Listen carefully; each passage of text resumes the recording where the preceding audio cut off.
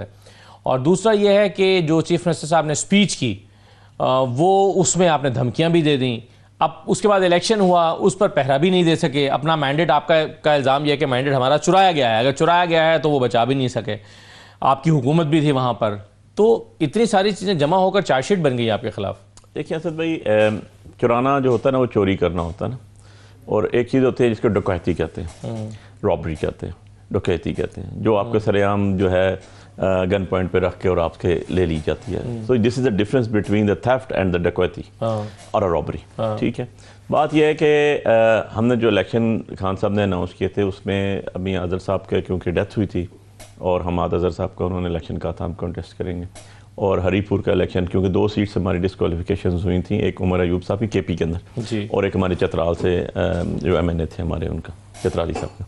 سو ان کا کیونکہ stay order آ چکا تھا, ان میں الیکشن نہیں کنٹیسٹ ہوا, تو یہاں پر خان صاحب نے کہا تھا الیکشن کنٹیسٹ کریں.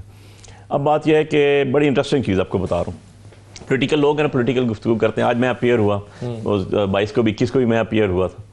میں نے آج ای سی پی کے الیکشن کمیشن سارے 5 ممبران پورے تھے, آج بیٹھے ہوئے تھے. میں نے انہیں کہا سر مجھے ایک بات تو بتا دیں کہ آپ نے مجھے بلا لیا 2183 کے تحت آرٹیکل آف دی کانسٹیٹیوشن, اور فیئرلی ٹرانسپیرنٹلی, اور آپ نے الیکشن کروانے ہیں اس کے اندر, ٹھیک ہے, آنیسٹلی, اور جو نہیں کرتا آپ کہتے ہیں ہم سزا دیں گے. اگر یہ بات میں کہہ دیتا ہوں کہ بھائی فیئرلی, آنیسٹلی اور اگر ٹرانسپیرنٹلی الیکشن نہیں ہوں گے تو تم لوگ سزا کے مرتکب ہو گے, تمہیں بھگتنا پڑے گا چیف ایگزیکٹو, تو کیا یہ گناہ ہے؟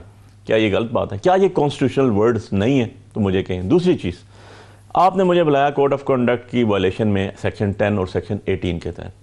جو آپ کا ڈی آر او بیٹھا ہوا ہے, جو ڈی ایم او ہری پور بیٹھا ہوا ہے, مجھے اسی سیکشن میں اسی تقریر پہ وہ بھی بلا چکا ہے, اور میں وہاں اپیئر بھی ہو چکا ہوں, اور اس نے جواب کے لیے 28 رکھا ہوا ہے. یہ دونوں پیرالل کیسے چلیں گی؟ مجھے ذرا یہ تو بتائیں. پچھلے مرتبہ انہوں نے کہا تھا نا کہ اگر آپ یہاں اپیئر نہیں ہوئے تو آپ وہاں پہ بھی اپیئر نہیں ہوں گے. یہاں بھی ہم اپیئر ہوئے تھے, میں نے میمو آف اپیئرنس دیا تھا, مطلب میں اپیئر ہو گیا. وہاں بھی ہم اپیئرنس ہوئے, اور میں نے آج بھی کہا, میں نے کہا سر آج بھی آپ نے پاور آف اٹرنی دے دی, یہ بیٹھے ہیں سی ایم صاحب آ گئے ہیں, اب مجھے بتائیں.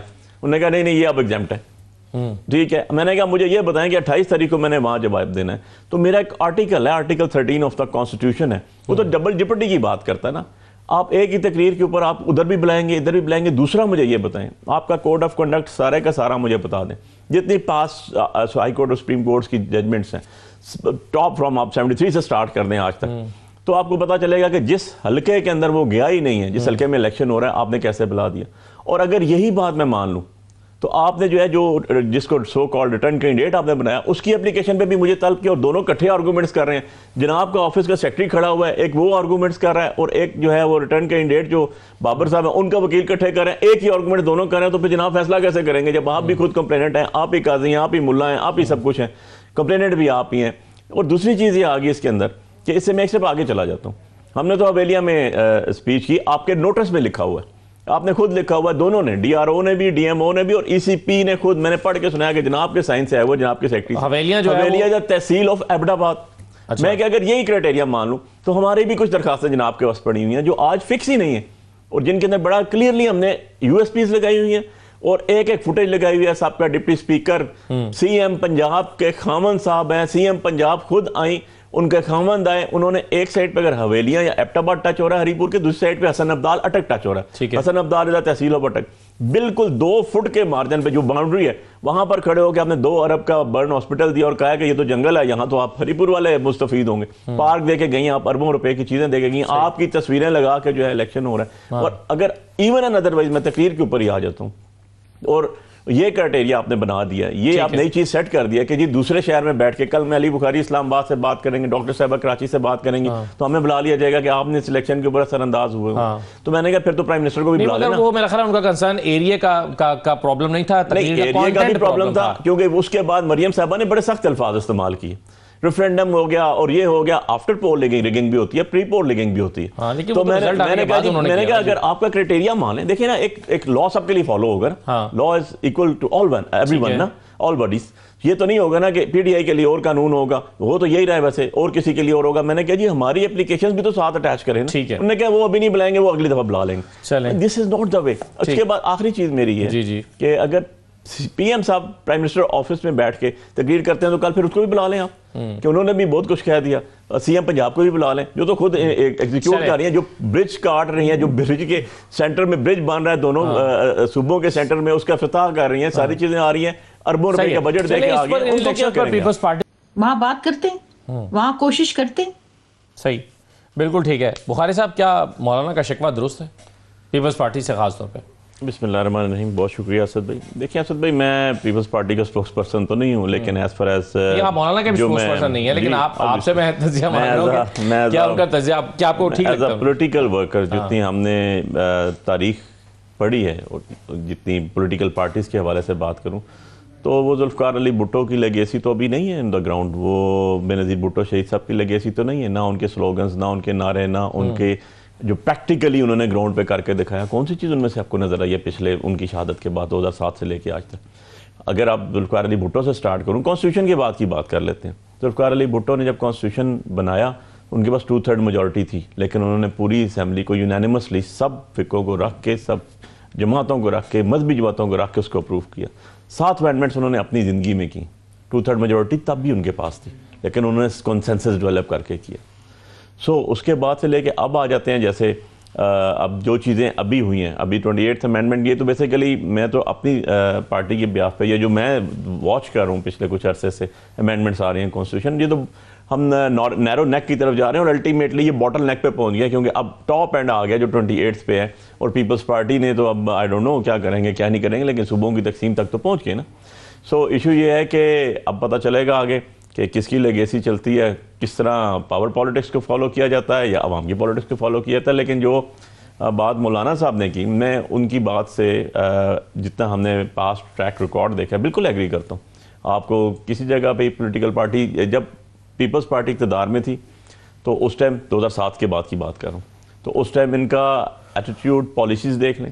اس کے بعد فرینڈلی اپوزیشن کا نعرہ بھی انہی پہ لگا, ٹھیک ہے, اور اس کے بعد پاور پالیٹکس کے اندر شیئر لینا بھی انہی ابھی پھر یہ ڈسکشن شروع ہو گئی ہے کہ پیپلز پارٹی شاید اپوزیشن میں آ سکتی ہے اور بلاول صاحب جو ہیں وہ اپوزیشن لیڈر ہو سکتے ہیں. یہ مختلف لوگوں نے اس پہ اپنا تجزیہ دینا شروع کر دیا. اب تو بات سندھ پہ پہنچ گئی نا, نہریں تو روک نہیں سکے, یہ وہ سی سی آئی میں بھی چلے گی. ایون ادروائز آج تک سی سی آئی کی منٹ آف میٹنگ نکال کے دیکھ لیجیے گا. نہریں روک نہیں سکے, نہریں تو روک لیں, نہریں تو نہیں بن سکی. دیکھیں میں کہتا ہوں سی سی آئی کی ذرا اجلاس نکال لیجیے گا جو میٹنگ ہوئی ہے, اس میں ایک کمیٹی تشکیل دی گئی جو اس کو ڈسکس کرے گی.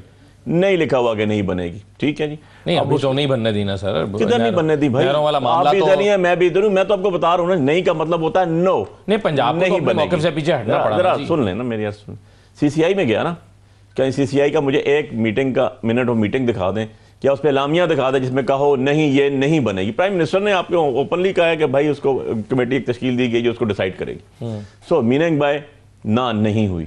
اب آ جائیں گے آگے تقسیم کے اوپر, کیونکہ جو امینڈمنٹس ابھی میں ایک پروگرام میں تھا, برسٹر وکیل صاحب بیٹھے ہوئے تھے اس کے اندر, تو وہ بتا رہے تھے 4-5 چیزیں تو انہوں نے بتائیں. تو یہ تو وہی جی انہوں نے بتائیں.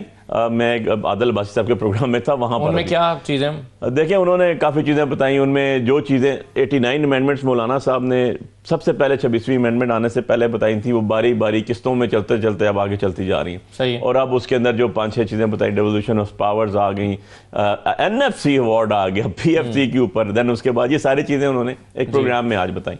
تو اب اس پر غور کر رہے ہیں 28ویں میں, اور صوبے ہو گئے. اب بات یہ ہے کہ اب تو دیکھنا یہ پڑے گا کہ یہ تو شرح ہے نا پیپلز پارٹی کی, تو لیٹس سی کہ عوام کے لیے تو کھڑے نہیں ہوئے. ہم تو کہتے تھے کہ عوام کے لیے کھڑے ہوں, مولانا صاحب نے بھی یہی کہا تھا کہ جی یہ جو پبلک انٹرسٹ کی چیزیں ہیں اس میں آئیں, لیکن بلاول بھٹو صاحب نے تو کھڑے ہو کے 26ویں امینڈمنٹ کا کریڈٹ لیا کہ ہاں میں لے کر آیا ہوں, میں نے کیا ہے. اس کے 1 سال گزر گئے, ذرا اس کے ایفیکٹس تو دیکھ لیجیے گا. پوچھ لیجیے گا کہ عمران بھائی بیٹھے ہوئے, وہ بھی اس کو میری اصلاح کر دیں گے کہ سپریم کورٹ کا کیا حال ہو گیا, ہائی کورٹس کا کیا حال ہو گیا, ڈسٹرکٹ کورٹس کا کیا حال ہو گیا, جو کہتے تھے ہم امینڈمنٹ لا رہے ہیں اور اس امینڈمنٹ سے عوام الناس کو فائدہ ہوگا. 27 لاکھ پلس 4 لاکھ پلس 70,000. مگر یہ جو حال آپ کہہ رہے ہیں ہو گیا, یہ 27ویں ترمیم کے بعد ہوا یا 26ویں کے بعد ہوا؟ 1 سال گزر گیا نا, تو اس کو اپنے پروز اینڈ کونس تو دیکھیں نا, ایفیکٹس تو دیکھیں نا. یہ شکوہ آپ کا پھر جے یو آئی سے بھی ہے کیونکہ انہوں نے ووٹ کیا تھا. نہیں, ان سے دیکھیں ایک چیز ہوتی ہے جس کو ہم کہتے ہیں ڈیبیٹ کا حصہ بنتی ہے, آپ ڈسکشن کرتے ہیں, یہ کیوں ضروری ہے. کوئی لازمی نہیں ہے کہ ووٹ اگر تو کیا تھا 239(4) میں آپ چلے جاتے ہیں کہ جی 2/3 میجورٹی سے امینڈمنٹ ہو سکتی ہے تو امینڈمنٹ کرنی ہی کرنی ہے جب ضرورت نہ ہو. امینڈمنٹ تو ضیاء الحق نے بھی کر دی تھی 8 امینڈمنٹ, لیکن اس کو انڈو کرتے ہوئے 25-30 سال لگے اور آج تک لوگ بھگتتے رہے اس کو. سو یہ جو امینڈمنٹ آئیں ان کو دور کرنے کے لیے بھی آپ کو عرصہ لگے گا, اور یہ جو ہاتھوں سے باندھی ہوئی ہیں نا یہی اسی پروگرام میں ہوں گے, یہی ہم لوگ بیٹھے ہوں گے, اور جو آج اس کو ڈیفینڈ کر رہے ہیں یہ کل کہہ رہے ہوں گے کہ ہم سے غلطی. اچھا.